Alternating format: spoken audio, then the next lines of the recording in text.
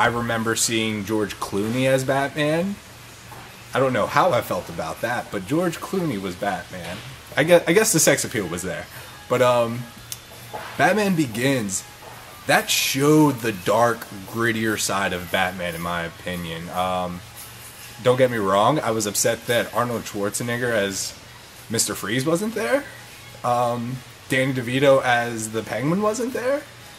But it was a great movie.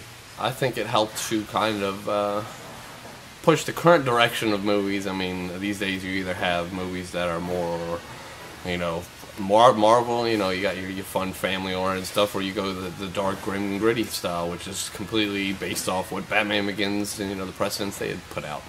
Reinventing of, you know, how Batman was supposed to be, took it from being kind of quirky and comical from the Batman and Robin or Batman Forever, and, you know, it's brought it to the more serious dark side. Christopher Nolan really outdid himself with that one and started a whole bunch of copycats to follow.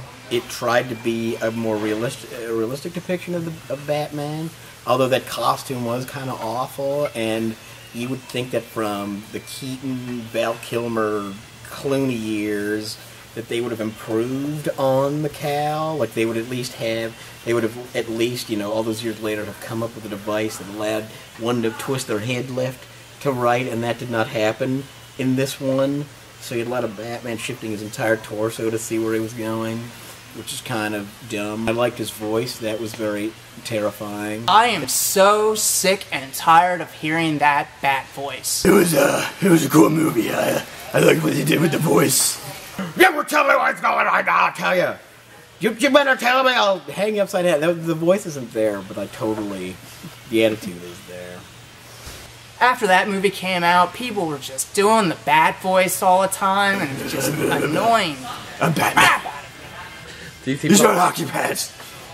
Because he's scary, and he has to shift to this psychotic personality. Because he is, by the way, we have a grown man who is left with an untreated case of post-traumatic stress syndrome. And this is what happens when you don't treat it. Ra's al Ghul was always one of my favorite Batman villains in the comics and in the animated series. So it was really cool to see him in as one of the first villains in the new Batman reboot. When he was being trained by Ra's al Ghul sequence and everything, I thought that was really cool. And they actually gave purpose to his, I don't know what you want to call them, wing glove things that came off. It was actually cool to see them used like in fighting to, like, you know, stop swords or things like that. In Dark Knight Rises, I really thought he'd be back, because I know they were, you know, when they released that they were filming stuff. I thought it would have been awesome had he popped up and been the man behind Bane and Talia. I'm not the biggest Liam Neeson fan, so that's kind of what I think of when I see that movie. It's Liam Neeson Batman. Killed off Liam Neeson's character prior to the opening credits, or they should have made him Qui-Gon Jinn in the Batman series, and that way they could have incorporated Jar Jar Binks into Batman and gotten the Jar Jar bump there as well.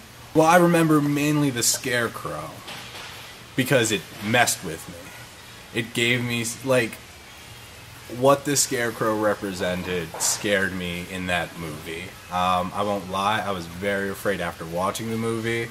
When he would get the fear into his enemies, the way they visually did that, where they're like paranoid and scared, I thought that was pretty cool.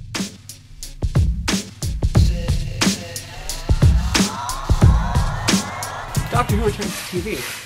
Now we're talking. Let's talk Doctor Who. I was that kid, and I was like 5 years old, and they would show Doctor Who on PBS. They would do the pledge drives, and my friends would call me up. I was like in first grade, and they'd be like, "Hey, do you want to come play tag this weekend?" And I'd be like, "No, Doctor Who is on." And they would be like, "You're weird for liking that show." I was a fan of the originals.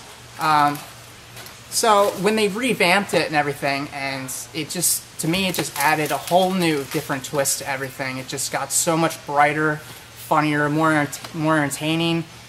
Just the stories to me got a whole lot better instead of just being dry British humor or trying to be dry British intelligence. It just became more fun. I don't like the older ones that much, but I like the pretty colorful new ones. Big fan of this new reboot. I never watched Doctor Who as a kid, maybe an episode here and there, and I never got into it. So I was not somebody that you would call a fan before this reboot. But will happily go back and watch older episodes now. It started off pretty great with Christopher Eccleston. I thought he was a really great guy to bring it back, a bit darker, a bit more intense, and that kind of reminded me of the way it used to be. I really liked is it Christopher Eccleston? I really like him. I really liked him a lot, actually. I think I like him more than David Tennant. Loved David Tennant, and I didn't really care for Matt Smith though. Entirely too squinty for my likes. And it got a little, in my opinion, silly with the Tennant years. But I know that's probably going to get a lot of internet hate mail now because I said that from 15-year-old girls. But whatever, everyone's entitled to their opinion and their favorite Doctor. And if he's your favorite, that's awesome. I'm glad he got you into the show. I think what I like about Doctor Who is whether the effects are there or not. The effects are certainly better. It's very smart sci-fi. They take a ridiculous concept. If you read, well, this episode's about these ridiculous things, about Santa Claus is flying around and shooting people, and then you watch the episode like, that was awesome. This is great writing. They did a good job.